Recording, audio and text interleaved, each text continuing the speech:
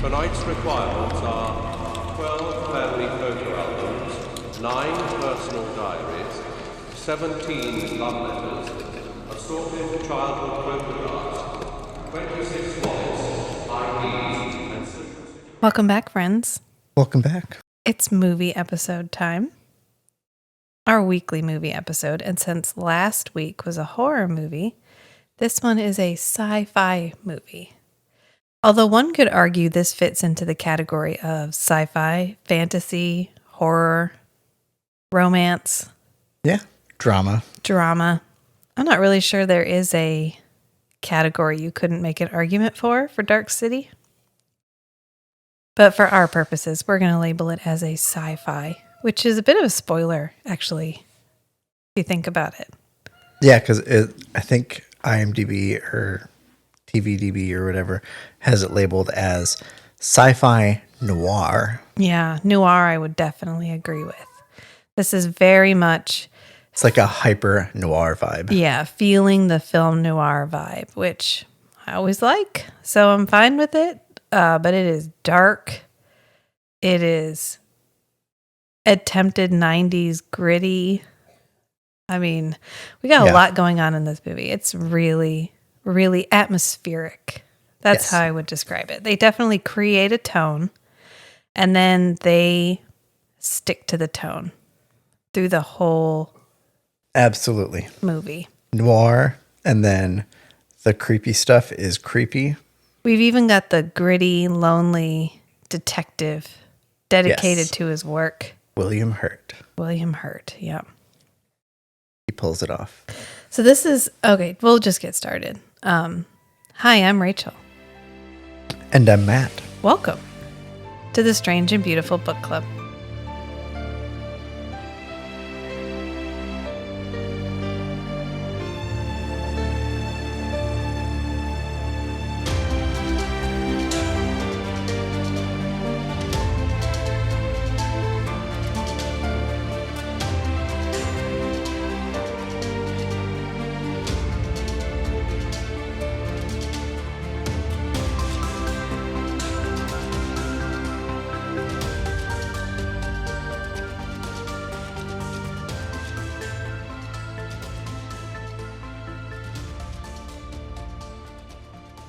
So we're doing Dark City, which was released in 1998.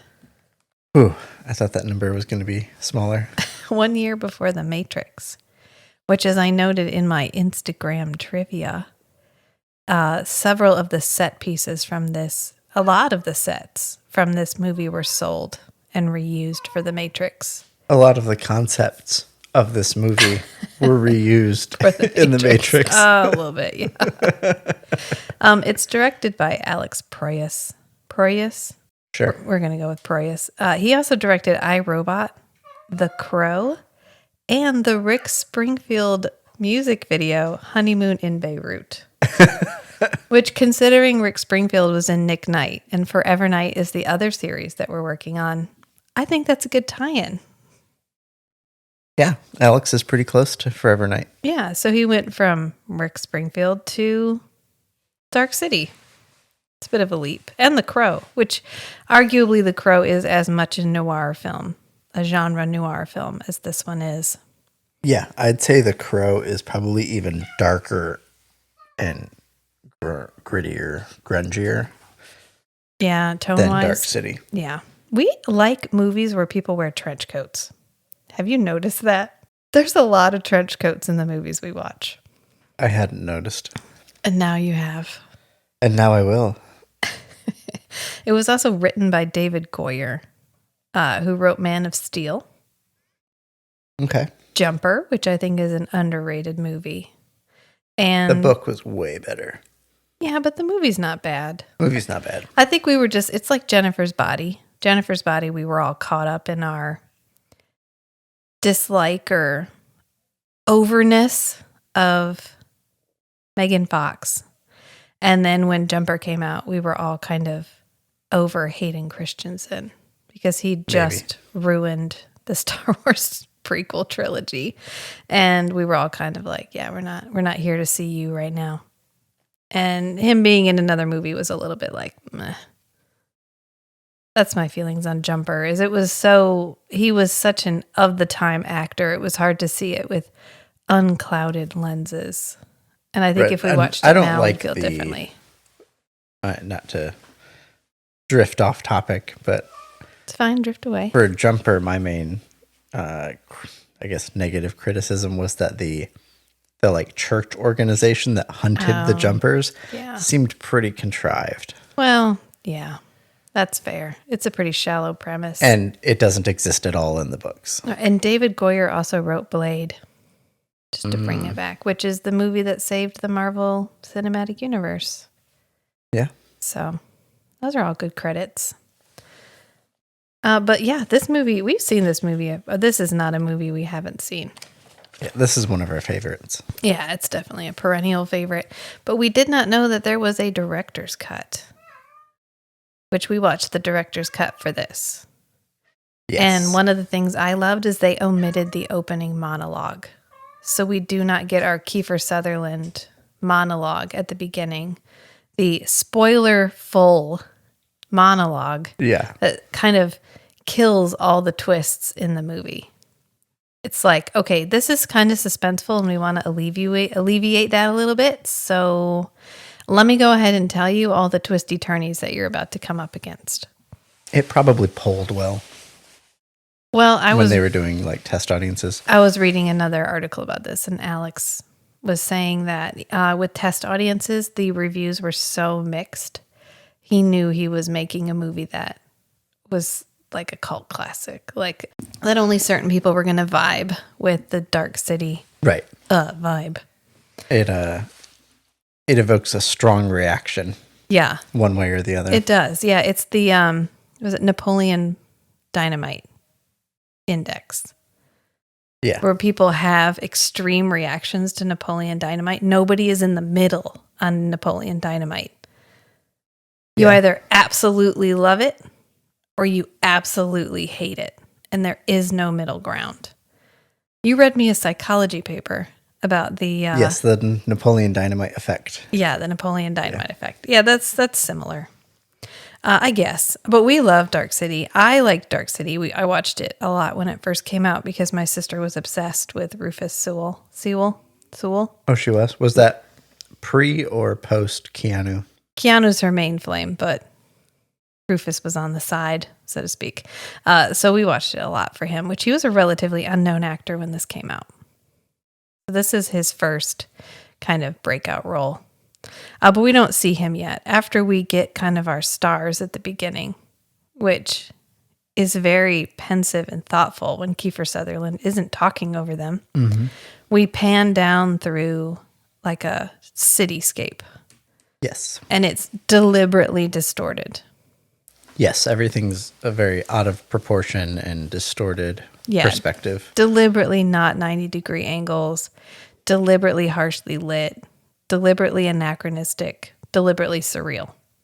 That basically describes the sets for all of this movie because we're trying to set up this surrealist, anachronistic. It's an ambiguous time period. Yeah, you don't know where you are, when you are, anything. And so as we pan down, we get to Kiefer Sutherland. And Kiefer Sutherland checks his watch, kind of smiles, puts his watch away and tucks it in his pocket. And on Instagram, I teased that we were going to be putting in something special now in episodes. So that is what I already do when we're watching the movie, which is tell Matt what vampire movies everybody's been in. Oh, okay. Yes, you mentioned that to me. Yeah, so earlier. I'm going to go ahead and we'll start here. This is low-hanging fruit. I bet Matt can tell me what vampire movie Kiefer Sutherland has been in. Oh, yeah. Toy Story. That's it. Get out of the house. Your suitcase is in the... You know what to do. Go. Well, that's easy. That's The Lost Boys. Yeah, absolutely. Iconic. Iconic. The Lost Boys. So we pan down, and then we get Rufus Sewell. We see him in a bathtub, and the light is swinging, which this is a cool tie-in that we do from here to later when we're getting some more backstory about what happened right before Rufus Sewell wakes up. The light swinging is important to note.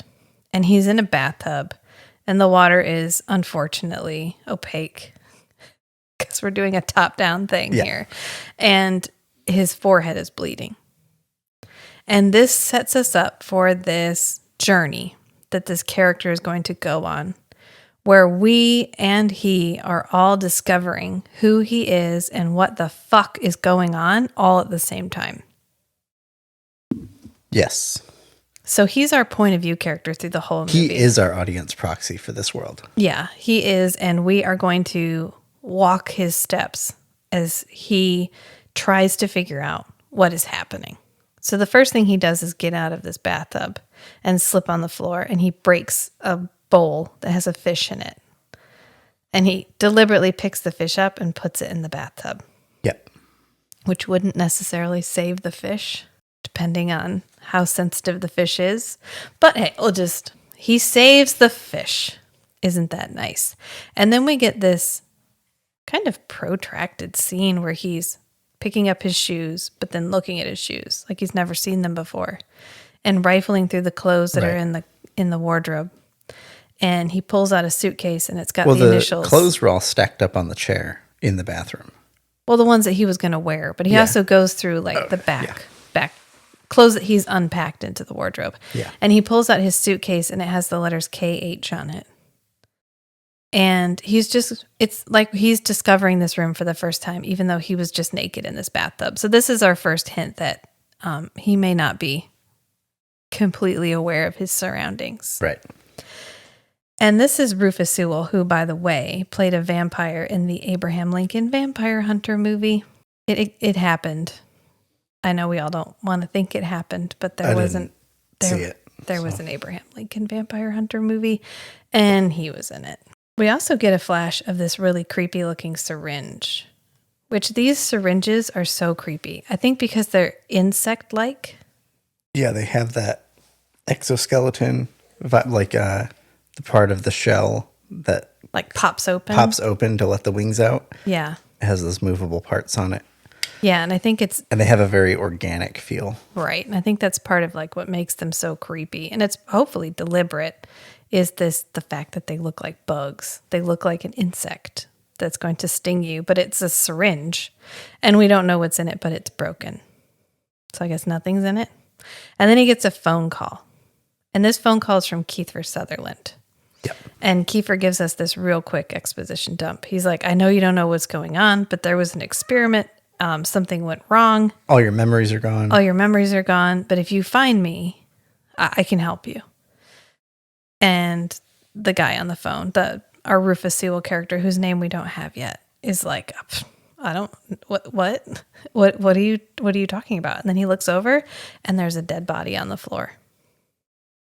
Yeah, and so he stumbles back, and then he knocks a bloody knife off of the table. Yeah, and this is our first instance of the spiral, which is going to be a consistent theme in this movie as well. She has spirals carved into her.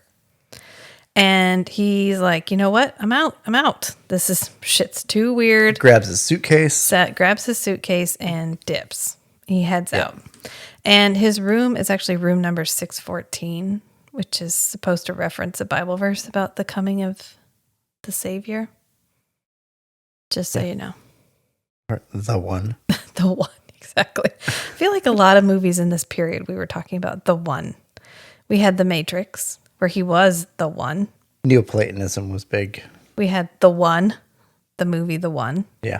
And then we have this one where he is like the one who can save them all. Yeah. Yeah, I would agree with you that this was a big period for like the savior figure. Yeah. In movies. So he goes out into the hallway, and to his right, there's a door, and you see silhouettes in the door. And so the door starts to open. Yeah. And he crosses the hallway, and we see some people in trench coats. Yeah, people in trench coats, which apparently it's a thing. And they didn't see him cross the hallway. No. And he runs down the stairs, and he does take a moment to stop and ask about himself at the front desk. He's like, well, how long have I been here? And the guy's like, 3 weeks. In fact, your rent is due. Yeah, and he points at his name in the logbook. And it says J. Murdoch. Yeah, he says, we keep our beds I keep my books like we keep our rooms, all neat and tidy. And it just says J. Murdoch on it. And he's like, okay, sure, thanks. And the guy's like, oh, by the way, the automat called and you left your wallet there. Yep. So he leaves. He's got to go. He tells him that rent is due, and if he doesn't pay it, he won't have the room anymore. Yeah, they're going to kick him out. The only thing that counts here is cash on the barrelhead. Yep. Yeah. And then we actually see the creepy guys again, because that fellow, immediately after Jay Murdoch, leaves, he goes upstairs to inspect the room, and he's like, 3 weeks is 3 weeks. And when he goes inside, the creepy people that we saw through the window earlier are now inside the room. Yep. And they're like, Mr. Murdoch, yes.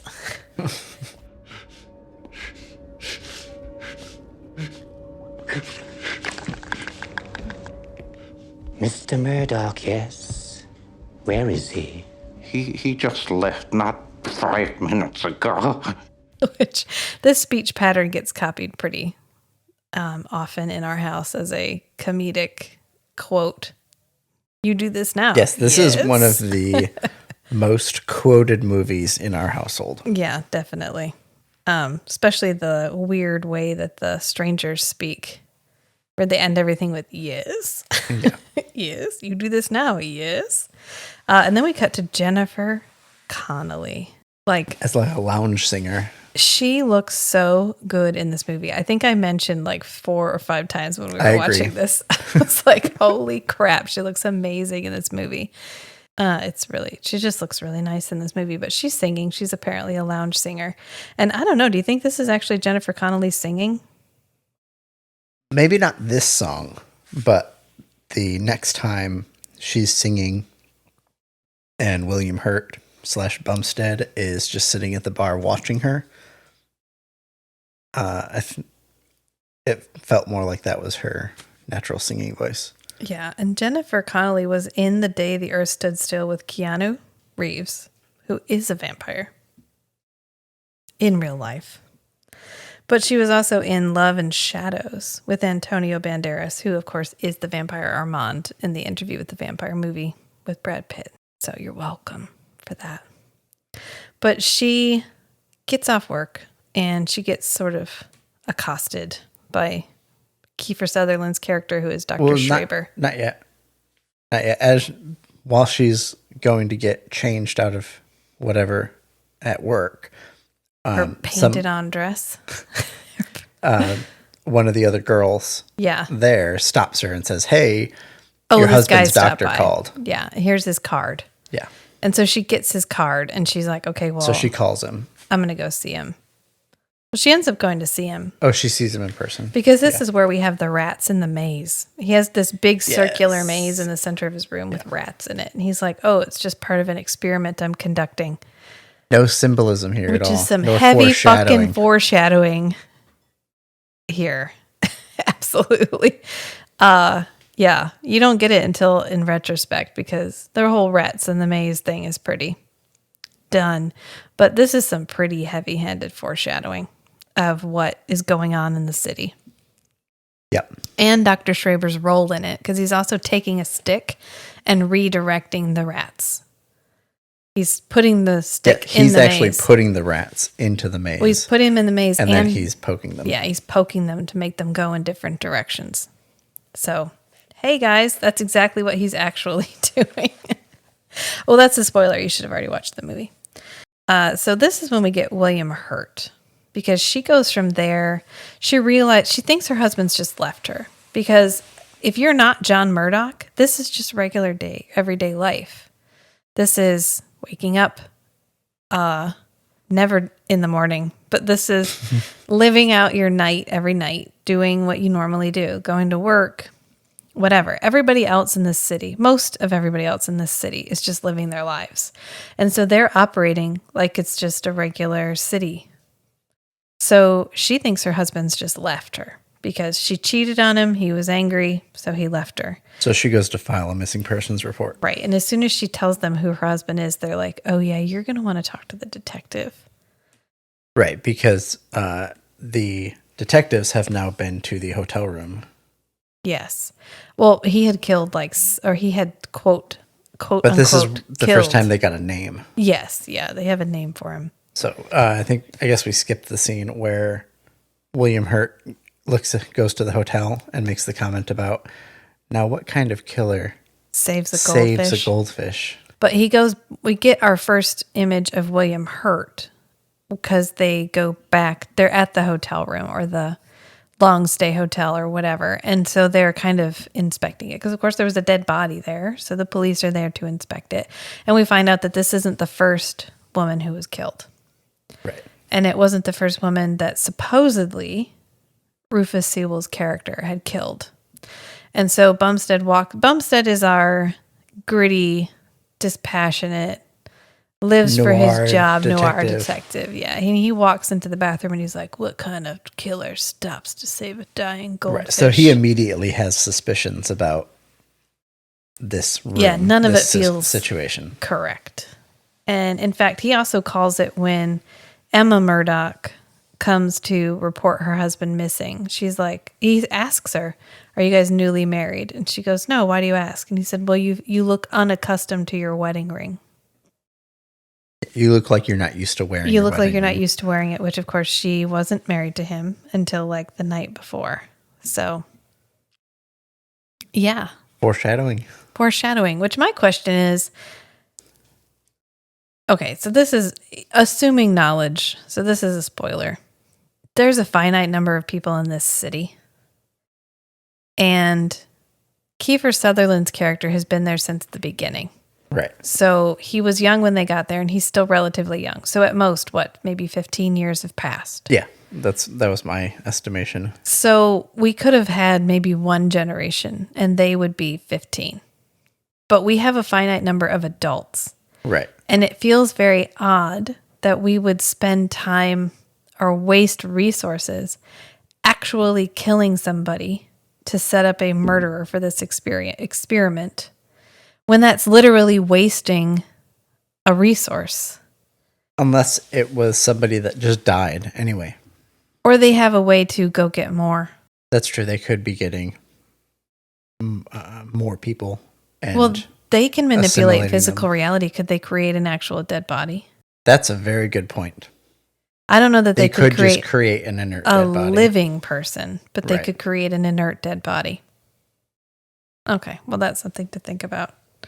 Anyway, William Hurt was not ever in a vampire movie, unfortunately, and he has passed away. But he was in Winter's Tale with Colin Farrell, who was the vampire in the 2011 remake of Fright Night.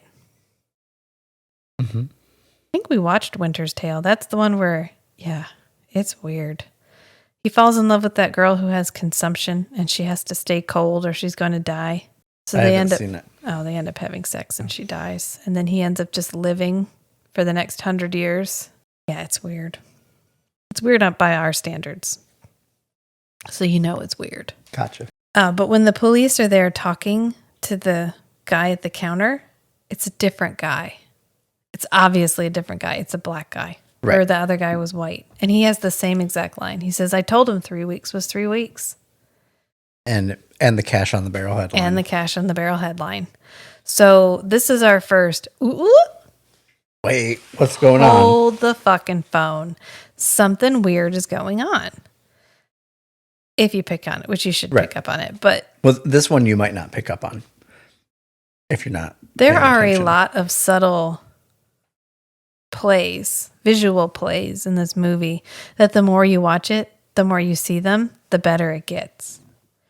And I liked a lot of what they added for the director's cut. It was really subtle. We didn't add huge chunks of scenery or anything. We added it was little scenes just here and there, just with extra dialogue mostly. And they also redid the CG. Did you notice that? So when he does his tuning, in the previous version, it was super obvious.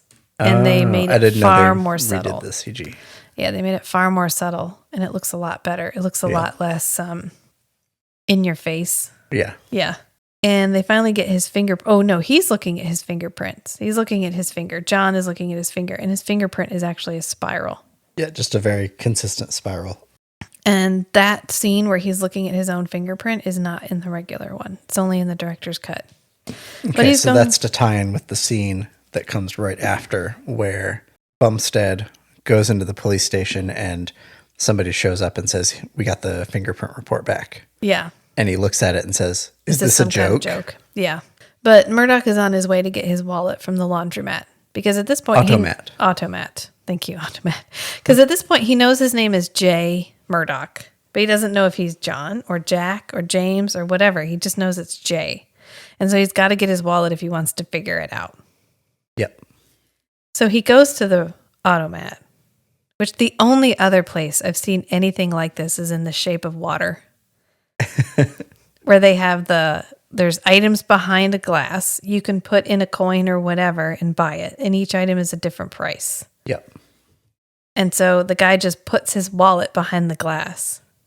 Well, he doesn't have any money. He doesn't have any way to get it. You got his wallet, dude. Right. So this scene always felt a little weird to me because unless I don't know, what do you call the alien guys? The strangers. The strangers. Unless the strangers wanted him to go to the Automat To get his wallet back. It could be part of it. You know why? Probably because there was that sex worker outside the Automat. So it was a way of causing them to intersect. Oh, okay. I guess that it was a way to drive him to go walking the streets and interact with another woman. Because the whole thing was to see if he would continue murdering people if he had the memories of murdering people. Yeah. Okay. That's my guess because she's immediately there. As soon as he walks into the Automat, she's there. Right. And he uses his ability that he doesn't know he has to break the glass and get his wallet. When we kind of see it as like his eyes glow and we get this. In the regular one, it's this very obvious kind of like, ripple. Looks like the water thing from the Abyss. The like water snake thing that comes up. But in the director's cut, it's far more subtle. It just looks kind of like heat waves. Yeah. And he uses it to break the glass and get his wallet, which he doesn't question at all. Probably because he's in survival. Yeah. He's in survival mode, as Kate would say. He doesn't have the bandwidth to think about those kinds of things right now. Yeah. But at the Automat. Yeah. So he's leaving the Automat and there's some cops. Yeah. And they're just like, chilling. Sup, buddy? Where are you headed? And he's like, oh, places. No, I'm just going home. Yeah. Oh, where's home?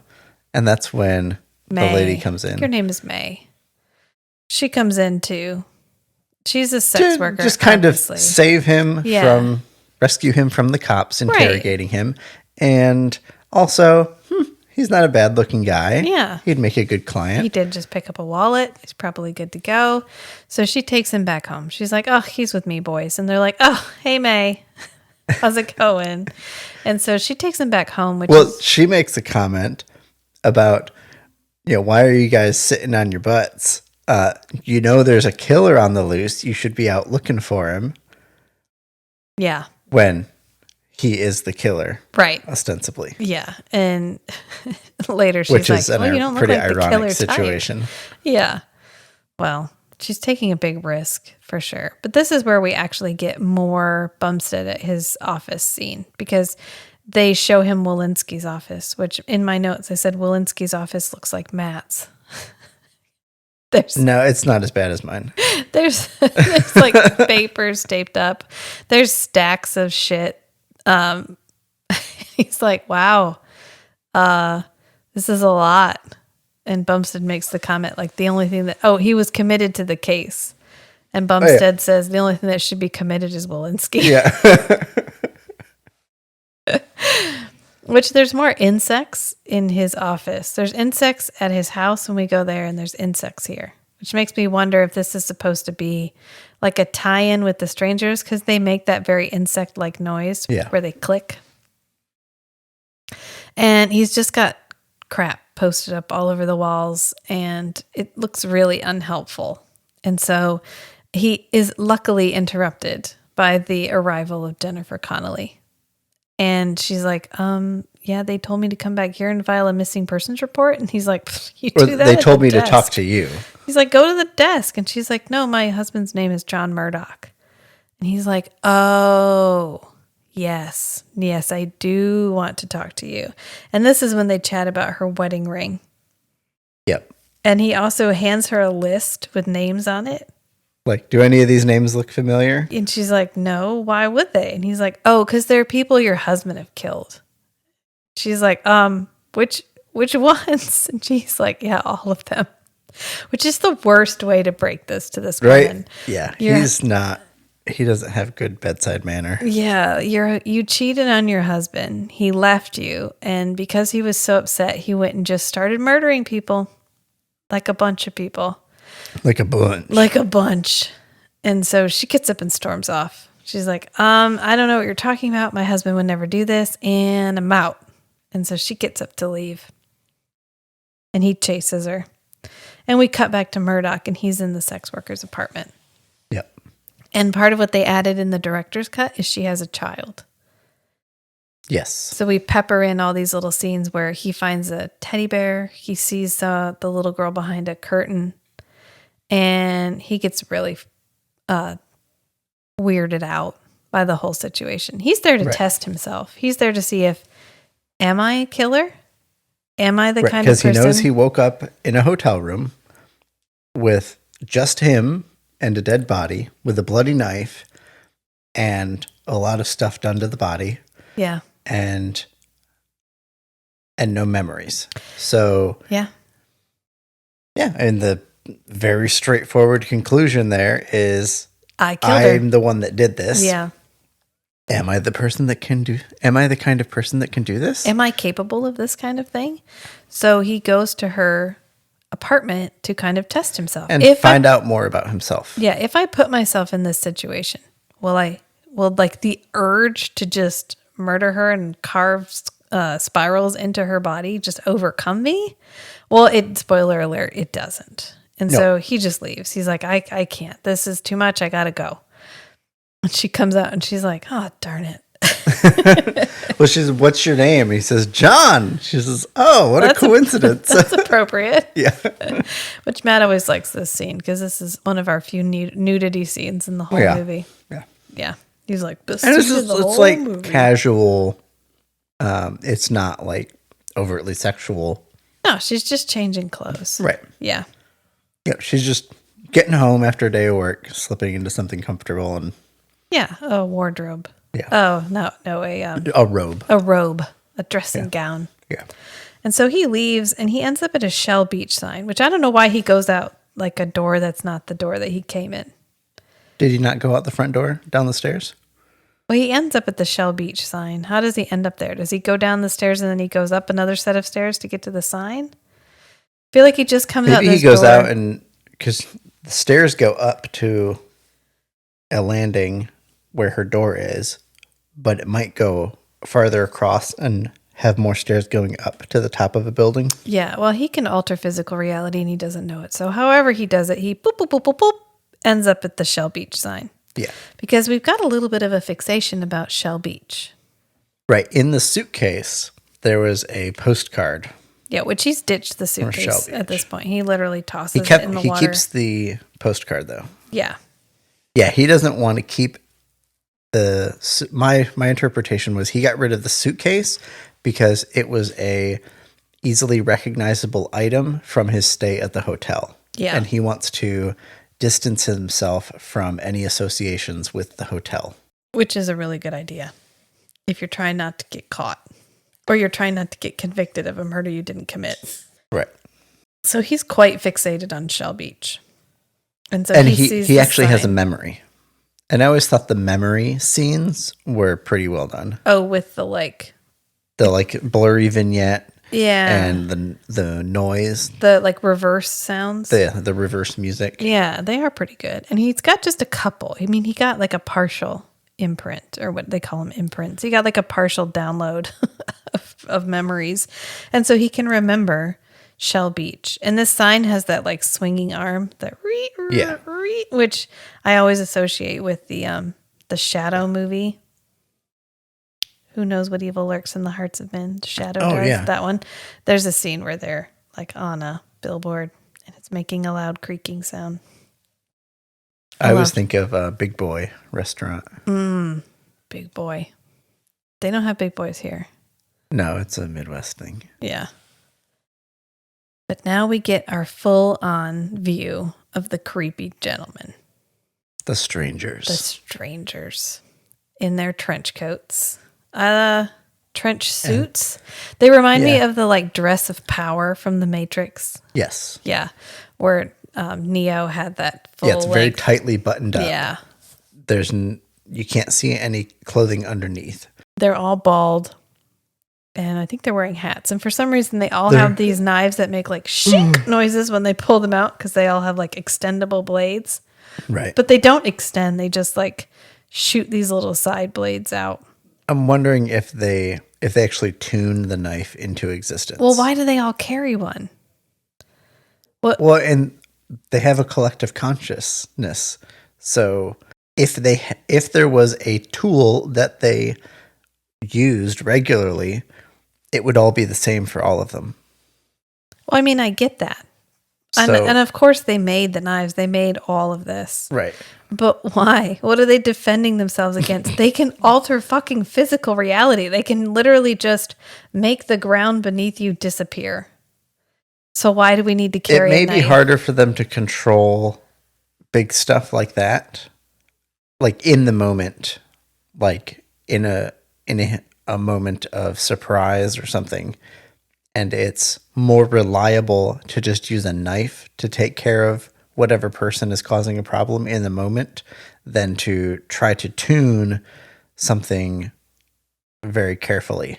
And that's why they have the machine to do bigger stuff. I mean, it could also be this is a control thing. Like, I can't really threaten you with my mind powers, but I can threaten you with a knife. Yeah, it could just be a physicalization of, I'm a dangerous creature. Yeah, although they're all a little bloodthirsty. Although I guess I read an article and Alex Proyas was saying that he doesn't see them as villains. He sees them as like they're just misunderstood. Like they're just trying to survive. Right. And they're doing what they had to try to survive, which I would believe if they didn't go a little bit too far all the time. Right. Yeah. Every time they have the chance, they go just a little bit over the line. A little too far, which might be their inhumanness. That these are literally rats in a maze to them. Right. They're not people. They're just a means to an end for learning what they need to learn. Humans are short-lived. They're so easy to manipulate, like their minds. Yeah. And they can't really defend themselves against the strangers because of the strangers can tune. Right. And this is our first introduction to Mr. Hand, who is our main stranger. And he's Riff Raff from the Rocky Horror Picture Show. Right. And he has more dialogue than pretty much any other stranger, but they kind of have a confrontation, and John Murdoch uses his tuning ability to attempt to defeat them, his own ability to manipulate physical reality. And so they're like, oh shit, this guy can tune. They're learning. They've learned duel making. Mr. Hand reminds me of Agent Smith from The Matrix. Yeah, he is basically. He's the one member of the collective that's like already the most individualistic. Yeah. And this is also where we meet Mr. Wall, who is played by Bruce Spence. And any movie filmed in New Zealand or Australia, you are contractually obligated to hire Bruce Spence to be in at least one role. Or at least that's the conclusion from observations. Because this movie was filmed in like Sydney, and he's always in movies filmed in Australia. He's in Mad Max. He's in The Lord of the Rings. He doesn't have a big part. You don't have to put him in a big part, but you got to have him in your movie. He's in this one. He's in he's that guy. He's that Australian guy. Or I think he's from New Zealand, actually. He's that New Zealand guy. He has leverage on the casting agents. Right. He must. So they take this knowledge back, because even though they have a communal consciousness, we still have to have discussions out loud. So we go back to the like creepy dude clubhouse where the strangers all hang out, which is this large chamber that has their big machine in the center of it, which for some reason looks like a clock and a world and a giant face. Yeah. Yeah. Yeah. So I was thinking, when you said they have to talk out loud, I was thinking they're inhabiting human bodies. Their goal is to find out how to become Individuals. more individualistic like humans. So this may all be like a role play thing for them that they've all committed to get closer to that. Maybe it's like the Yerks from the Animorphs. If they aren't in their spawning pool, they're like cool thing. They may need a host. They can't communicate, but once they're in a host, they have to communicate verbally. Yeah. I mean, I think like I'm sorry, this is a deep millennial cut. Remember the Yerks from the Animorphs when they're all in the pool when they're feeding every 3 days? Yeah. They can talk to each other then. Right. But then once they're out of it, they have to use whatever the host uses to communicate. Right. So maybe they have some sort of way of being communal, like Odo from Deep Space Nine. They all live in a giant puddle. Right. But when they And take they're all form, intermingled. yeah, when they take form, their communication is limited. So it's probably something like that. Anyway, wow, we hit like 3 major 90s properties, one right after the other, which if you haven't read the Animorphs, they're all available online now. Go and read them. Just go and do it. You're welcome. There's only 54 of them. You can make it. And each one is like, we would go to the store and buy each one and come home, and it would take me an hour, maybe 2 hours to read it. Yeah. We were discussing the Animorphs the other day. They were one of those like book of the month from the Scholastic. Right, but it'd be like 120 to 180 page like novel. Yeah. But she was pumping them out every month. Yeah. But the realness and the character development and the writing in this like book of the month was so fucking fantastic. Every time I think about it, I'm still like, God, those were good books. Yeah. They were so good. Anyway, they've all decided that we have to have this guy. We need him. This is the culmination of our experiment. We need to figure out how he got There's what he's got. something special about this guy. And we got to have it. We need it. Right. He's a link.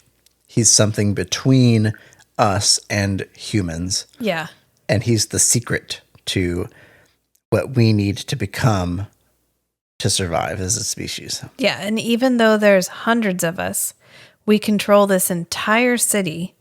We're only going to send 3 of you to go and find him. And we are going to in no way manipulate the city to make it easy for you to find him. That may be part of why they are not surviving as a species. Because they're not. They may not be able to think outside the box. They're like, everybody take a square mile or everybody take a square half mile and just keep an eye on it. And if John shows up, nab the son of a bitch. Okay. Yeah.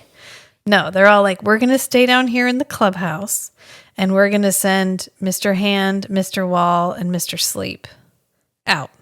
Yep. You guys go do it, which Mr. Sleep is like a creepy child. Right. You guys go out, you get him, and you bring him back, okay? And do it quick. Do it quick. And so they leave. And Dr. Schreiber says later that even though they have all these abilities and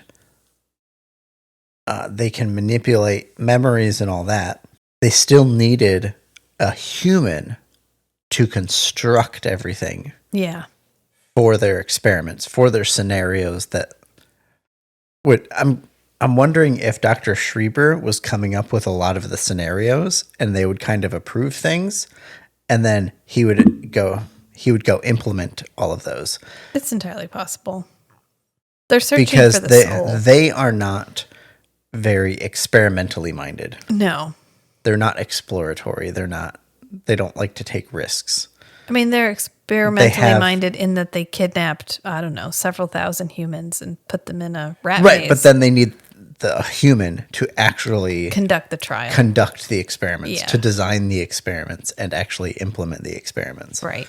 Yeah. Which, how are they observing the outcomes of the experiments? Because they don't have any way of observing their city. They must not, or they would be able to find John Murdoch immediately. Right. Yeah. If they had a system of observing, like remote observation, they'd be using it to hunt down John Murdoch. Right. So how are they?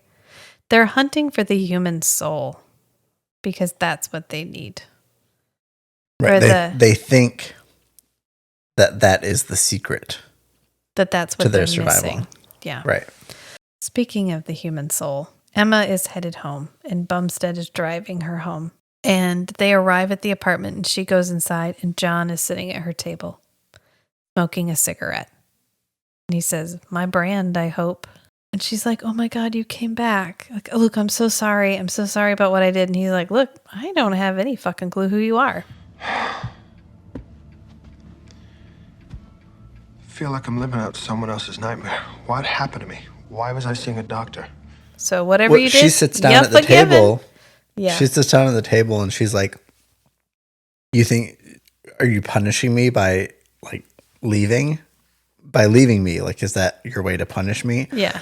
And he's like, "I don't know what you're talking about." He's like, "I don't even know who you are." You're supposed to be my wife? He's like, "I had the keys to this apartment. I showed up here. The keys worked. Huzzah, I'm inside. And that's all I got, baby. That's it." And she's like, "Oh, okay. Dr. Schreiber was right. Yeah, you really did lose all your memories." And he's like, "Yeah, okay, whatever." And in the meantime, he's looking out the window and he sees Bumstead's car. Yeah. He's like, "That detective that drove you home, he's still out there." And she's like, "Oh, well, I didn't know that." And when he goes out the door, Bumstead's right there. And he's like, "Freeze. I got you." And John Murdoch is like, Yippee-ki-yay. he's like, "No thanks." So Emma tackles Bumstead, which then William Hurt gets the fun line, "No one ever listens to me." Because he's like, "I'm just taking you in. I know you might not be the murderer. I have my own doubts, but I want to take you in." And they're all like, "I hear what you say, but bye." And so she tackles him and John jumps over the side of the stairs and lands on the Superhero stairs. landing. Yeah, it does a superhero landing on the stairs. And he's trying to run away and he gets to a dead end. And all of a sudden, there's a door where there wasn't one before. Magic. Tuning. This is what he's doing. And so he gets out the door and he ends up getting into a cab. And he's like, "Hey, you go all over this town, don't you?" And the cab driver's like, "Heck yeah, I go everywhere." And so John Murdoch's like, "Cool, how do you get to Shell Beach?"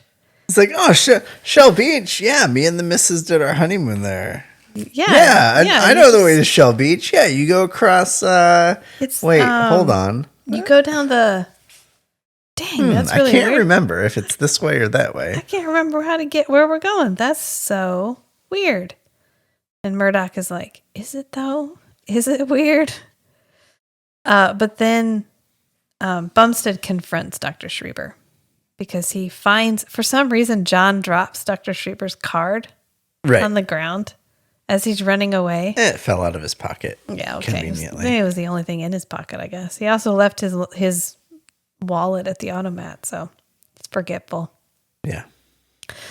So he goes to confront Dr. Schreiber, and they have kind of a tense, loaded conversation where he's like, "Yeah, I really think you might be lying to me, doctor." He's like, "I know when people are lying to me." And Dr. Schreiber's like, "I think I know a little bit more about people than you do, Bumstead."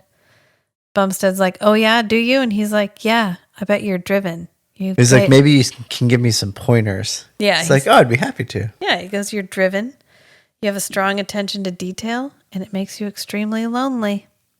Which, of course, Dr. Schreiber, he could whip out psychoanalysis on anybody because literally everyone is his invention. Right. He literally invented everyone's personality and memories. In the town. Yeah. Just memories, which is the core meaning of the movie is right. Even with different memories, you can't make people different people. Right. Which, okay. There's a lot more nuance there, but okay. Sure. But John Murdoch is there too. He's on his way to see the doctor, but he can't go see him because Bumstead is there. But he does follow the doctor because the Dr. Schreber's like, look, I got an appointment. I got to go. And so he dips. He ditches It's almost Bumstead. midnight. It's almost midnight. And apparently his appointment, his pressing appointment that he absolutely can't miss is the pool. Which if I had a giant hot tub to just sit around in, yeah, I would too. You guys should go join the Patreon. If we get enough Patreons, maybe I could get a hot tub. I'm just kidding. I'd use it on stuff related to the show, obviously. But he's in the pool because the strangers don't like water, which I love the line that he says, their stranger comes to see him at the pool. And I love the line, which is, you know how we feel about all this moisture. Dr. Schreber, most unfortunate it is that we were forced to seek you out here. You know how uncomfortable we find all this moisture. And I think that every single time the kids won't take a bath. You know how we feel about all this moisture. And they do the weird, like, click, click, click, click. Yeah, thing. they click the teeth. Yeah. It's creepy. They do such a good job of just establishing a creepy vibe and then coasting on it. Just maintaining it. All of the strangers maintain the creepy vibe really well. And this is kind of a reverse of my usual, we don't want to see the monster too early thing. Because we get the creepy dudes, we get the strangers almost immediately. But because we have no fucking clue what they are, and everything that we learn about them just makes them more creepy, it doesn't matter that they're in this entire movie. Right. This one, the monstrous aspect of the strangers is not their appearance. Right. Because they just look like humans that are pale and have Trench like coats. red around their eyes and are bald. In this case, the monstrous aspect, the monstrous reveal is the just gradual disclosure of their inhumanness. It's like the setting itself is the monster. The setting itself is what is horrific. And we're just closing just a little bit more, just very gradually. Yeah. Here's a little bit more about this situation that you thought you understood what was happening, but no. You know. Nope. No. They don't really ever lose their shiny, even right up until the very end. You're in it. You're in it you don't feel tired because you of still the don't know strangers. much about them. And you don't feel tired of the strangers. Mm-hmm. You want to see them more because you want every glimpse that you get of them gives you a little bit more information about what they are and about where we are and about what is actually happening. And in this scene when the doctor and I think it's Mr. Hand are talking, you get the sense that the doctor and the strangers are not in this together. I mean, they're in this together in that they are manipulating the doctor. They are holding his leash. They have a gun to his head. Yeah, but not that he's doing this because he wants to be doing this. Right. He's only doing as much as he needs to Right. to maintain his position. And so Bumstead, our gritty noir detective, has started to realize that shit's gone sideways. And it went sideways somewhere, and he can't really think of where. But something about this case is not sitting right with him. Which always made me wonder, how long have they left Bumstead a detective? Because not everybody's memories get changed all the time. Right. They play out different scenarios constantly. But certain people get to stay who they are for a long time. So, like Walensky probably stayed too long. Yeah. And so to where he started noticing all the And almost changes. Bumstead did too. Because Bumstead is unsettled. He picks up on the weird stuff pretty quickly. Yeah, this whole case has him feeling a little unsettled. And so he goes to see Walensky because clearly this case also drove Walensky mad from his point of view. It drove Walensky to the truth from our point of view. Right. But mad from his point of view. And he goes to see Walensky, and I thought, wow, Walensky could be a wallpaper designer. Because when they go in his room. He's in his conspiracy room. Yeah, he's in his conspiracy room, which you are morally obligated to write on the walls of your conspiracy room. And you're also morally obligated to put up like cool little images that I would absolutely have as a tattoo. He has like a picture of the strangers that he's drawn on the wall. I would fucking put that on my body. It is so cool looking. And he's just got like cursive and swirls and just stuff all over the walls. Right, just random sketches. Because we all know schematics. you do your best thinking when you're writing on the drywall, right? Sure. Yeah. He's also got newspaper clippings, which John Murdoch had newspaper clippings, and these are like copies of some of the newspaper clippings that he had, and they're posted on the wall. They're like tacked to the wall. And Bumstead's like, well, you're not really being very nice to your wife. And he's like, that's not my wife. I don't know who the fuck that is. I don't know who she is. I don't know who I am. I don't know who you are. I don't know who any of us are. Somebody else. Somebody totally different.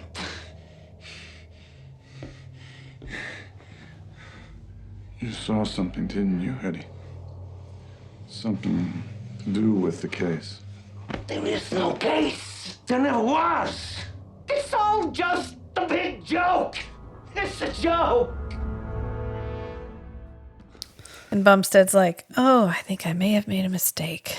I don't think I should be here. And Walensky's like, I've been going around this city. I've been going in circles. I've been moving in circles and thinking in circles. And there's no way out. Do you think about the past much, Bumstead?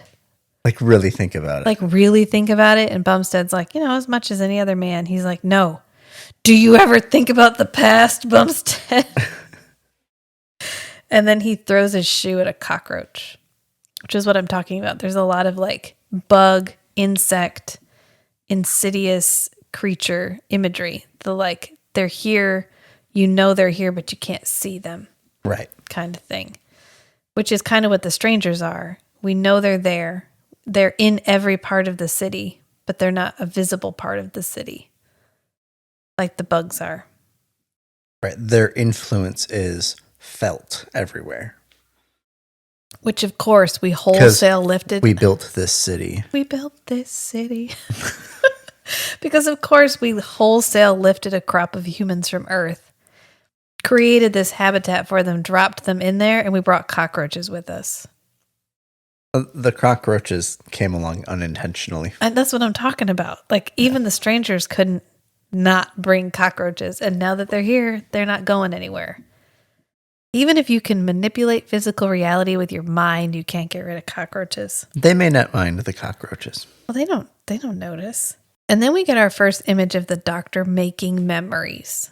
Literally, he's making memories. Needles and syringes and a microscope. And vials. And he's like, a tragic childhood, a touch of teenage rebellion, a tragic death in the family. And you've got quite the cocktail. So he's like cooking people's lives. Right.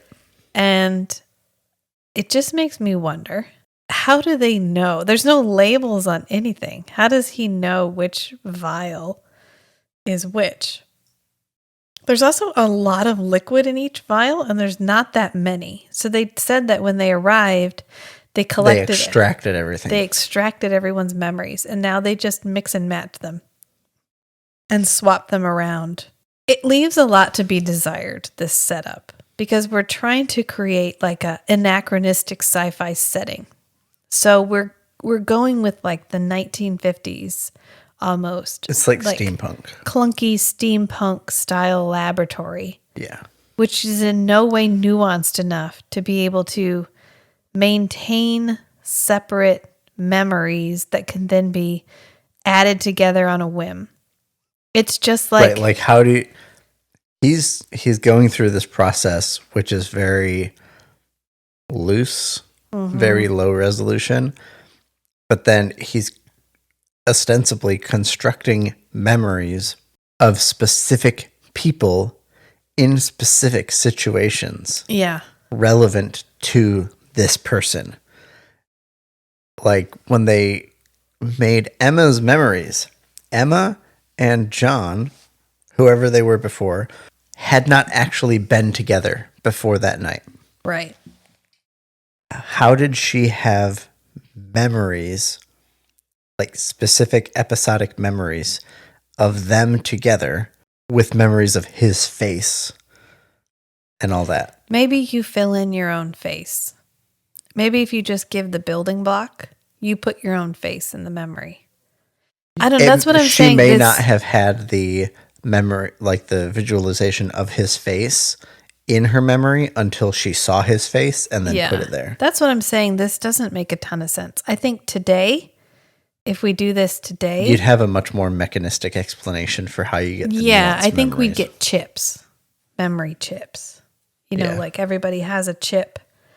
And I think we could still do the cool syringe. I think we could keep that because that's cool. It's creepy. But I think you do something more visceral. Yeah, I think you do something more like I'm touching the chip to download new information. Yeah. Because then you could visually see the memory. He's basically got prep bowls out on the table and he's just tossing spices together. Right. You can't see, they're all clear, they're all whatever. You can't see from what's there, what's actually going on in each one. Right.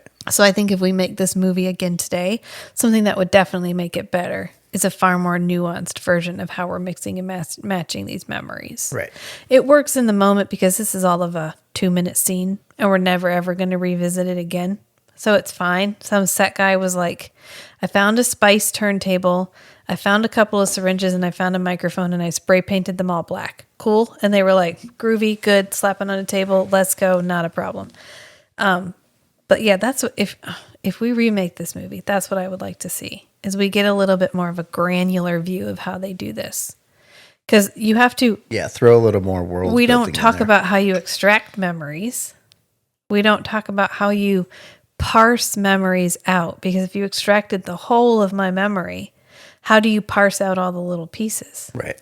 So that, anyway, that's one of my chief criticisms of this movie is this is our mechanism. This is our plot driving element. The fact that we can take memories and swap them around and we treat There's not a plausible explanation of how that works. We treat it in a very cursory manner, which it ends up feeling like, did you read the book, The Girl with All the Gifts? No. Okay. So in the book, The Girl with All the Gifts, the main female scientist character is trying to figure out what's going on, but she's only got a cutting board and a knife. So she keeps taking people's brains and she's trying to create these slices so that she can image what's going on in their brains. But the best she can do is put the brain on a cutting board and cut it with like a steak knife. So she ends up destroying the brain every time. So It ends up feeling very much like I'm trying to do this high scientific thing, but I have this really low resolution equipment to do it with. Yeah. And that's what this feels like. Like these strangers are all trying to do this very nuanced, highly scientific thing where they're literally looking for the human soul by figuring out what makes us us. But all they have are like 7 vials and a... Right. It's like trying to build a watch with just a hammer. Right. Exactly. So I don't know if this is this deliberate? Is this supposed to give us the sense that they really don't know what they're doing? They really don't know what they're doing, that they're overreaching? Or is this supposed to give us just keep us in that surrealist, anachronistic zone where we've been living? It may be something that I guess Alex Proyas was the writer. He came up with the story and he directed it. It may be something that he didn't have. Maybe he didn't get that detailed into it and didn't have the time or the energy to unpack the details of how that might have worked in a plausible way. Yeah. And just said, well, let's just do this and we'll kind of gloss over it. Yeah, because we're trying to get to the part that people are really here for, which is the action sequence. Yeah. That's not what we're here for, but that's okay. And this is our first look at what the strangers do to the city. Stop talking. There's no need for this. There's no escape. The city's ours. We made it. What are you talking about? We fashioned this city on stolen memories. Different eras, different pasts, all rolled into one. Each night we revise it, refine it, in order to learn. Learn what? About you, Mr. Murdoch. You and your fellow inhabitants. What makes you human? Why? We need to be like you. I understand you now, Mr. Murdoch. At the sheer amount of control that they have over the city. Right. Because they all gather up, which we rewound and rewatched this scene several times because I think this must be from the director's cut, this scene here, where we get a bigger view of their clubhouse. Right. I liked the contrast in the like apparent scale of what's going on. So when you're following the humans around in the city, everything's very close. It's tight. The city is very dense with buildings. Yeah. And the roads aren't that big and the rooms aren't that big. And so everybody's just kind of packed in together and whatever. It's dark and grimy and tight. Right. Yeah. And then we get this scene of like the main chamber that the strangers use to tune the city. Their creepy every clubhouse. Night. Their creepy clubhouse. And we kind of look up and just way off in the distance, like really high up in this room, we just see these like horizontal lines with like white dots sliding across. And it's just rows and rows of like, I don't know, stadium seating. Yeah. And more strangers just filing into place so that they're in position in this room they're all in position in this room to collectively tune the city. Yeah. And later on we get more background or I guess more explanation of how much preparation they go into for like each stranger has assignments. Yeah, that Like, you happened need to right come- before this scene where they're on like a conveyor belt and they're like, we're going to need 7 I thought family that was the albums. next time. We're going to need 7 family albums, Maybe 3 it's a pictures. director's cut thing. Could be. It happens at 34 minutes, 40 seconds. Oh, okay. Happens pretty early on. Where we're listing out, like, these are the things we need made for tonight so that we can set up these scenarios for everything that's going on. Right. For the new scenarios that we're going to run starting tonight, we need these props. Right. So it's midnight, which means they've all gathered for tonight's tuning, for tonight's tuning, which means they're all going to get together and kind of use their machine, collectively use their abilities, focus through this machine to literally change the shape of the city. And so Murdoch is outside running around the city and everyone falls asleep. Except for him. So And Dr. Schreiber. everything stops. Train stops. Clocks stop. Clocks stop. Cars stop. Everything stops. The city freezes. And all of a sudden, buildings start coming up out of the ground. Other buildings move. We get a non-Murdoch point of view where we see people talking and all of a sudden they fall asleep. And then the strangers come in and they change their clothes and give them new. Right. And they're kind of ranting about how tough their situation is. The guy's hoping he'll get a promotion at work, and they're, just not paying him much, and they're really struggling. And then the strangers come in and change them so that they basically live in a mansion, and they're wearing fancy clothes. They're at a much larger table with a huge spread of food. And when they wake up, they continue having almost exactly the same tone conversation. Do we see that? Yeah. And just the content has changed. Yeah. Because now they're rich people. Right. But he's complaining about his situation in the same way as when he was poor. Right. And we also see Dr. Schreiber injecting people's foreheads with his creepy syringes. And we get the cool zoom in on the syringe end, like the needle part where like does the like drill sound every time, which is so creepy. So he just injects, I think he does like 3 or 4 people before Murdoch accosts him. He's like, what the actual fuck, Dr. Schreiber? Dr. Schreiber's like, look, we can't talk right now. And he's like, right now, this is when we're talking, because I am not living in denial. I am not living in ignorance. for one more You're gonna fucking give me minute some answers. while you're doing around the entire city, injecting people in the forehead. I need answers, and I need them right now. And so the strangers show up, and Murdoch has to leave. So, of course, he didn't get his answers right now, even after that impassioned speech. They get done changing everything. They get done swapping around memories, and everybody just wakes up. Cars start driving, train starts and going. everybody just goes about their day. Everybody goes about their day. And John is freaked the fuck out. So he pulls out his Shell Beach comfort object, which is his postcard. And he's reading it, and he realizes that the Carl in the postcard and the Carl Harris, The KH. is the KH from his suitcase. And so he goes and looks it up in the phone book. Yep. And he finds Carl Harris. And he rips the phone book page out, which used to be like a huge pet peeve for me in movies, is they always rip out the page, which means that nobody else gets to use the KH page in that phone book. And Rude. if the people hunting him know that he was there and they noticed, oh, he took a page out of this phone book. We know exactly which page he tore out.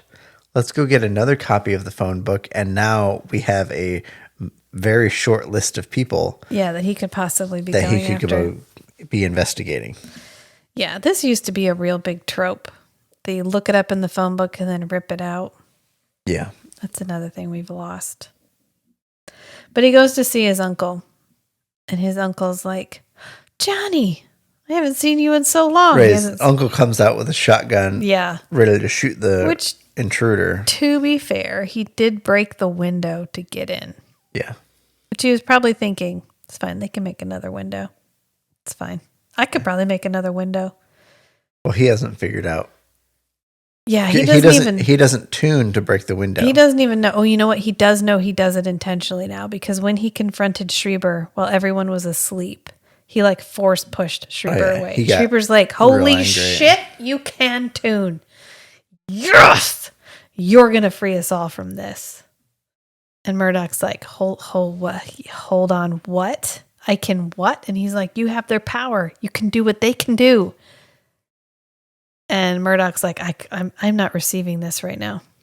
So he goes to Carl, and he's looking at pictures of himself on Shell Beach.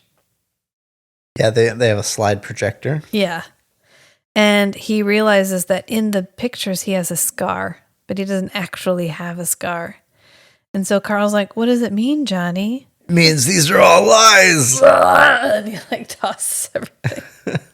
And Carl's like, okay, would you like to go take a rest in your own bedroom now? I kept it just the way you left it. So he goes to lay down in his room, and he finds this picture book, and it's blank. It's a book that supposedly he scribbled in. There was a video of him drawing in this book in the slideshow. Yeah. And then I don't think he realized. Yeah, it's blank here. Yeah. Yeah. It's blank. He goes to look through it, and it's blank, because Carl was like, oh, you were always scribbling in that book. So he's like, shit, even this isn't real. This isn't real. So he goes to leave, and of course, Carl has called Emma and told Emma where he is. Yeah. And so this is kind of all of our disparate storylines all meet here. Murdoch is trying to leave the aquarium thing. The strangers have arrived there to get him. And Bumstead and Emma arrive in the car. Because at this point, Mr. Hand has been imprinted with John Murdoch's memories. The memories that he should have had. Right. And he says, Is it done? Oh, yes, Mr. Book. I have John Murdoch in mind. because they can't be imprinted with human memories. It kills them. So and even Mr. Hand. Right. So Mr. Hand is sacrificing himself to try to get them Mr. Murdoch. So he uses those memories to find Uncle Carl. He's also used those memories to find and kill the sex worker that John Murdoch deliberately didn't kill earlier. So when Bumstead goes to collect, Bumstead arrives at the aquarium at the same time as the strangers arrive at the aquarium. I think it's a movie theater that has fish aquariums in it. Oh. No, it's like Neptune's Kingdom. Yeah, but it looks like it has the big letter panels. Maybe they were feeling lazy and they only partly changed it into an aquarium. Whatever. It's Neptune's Kingdom, so it's supposed to be aquarium-like at least. So he's leaving his Uncle Carl's residence of choice, and the strangers are arriving. And at the same time, Emma and Bumstead, like, Fast and Furious Tokyo drift their way in. And yeah, they pick him up out of the alley. Yeah, whatever. They pick him up right before the strangers get him. And arrest him, apparently, because the next time we see him, he's in handcuffs. And Bumstead's like, help me understand what's going on. And John's like, hey, I know. Help me understand what's going on. Yeah, they're in the interrogation room. Yeah, and he's like, tell me something. When's the last time you remember doing anything during the day?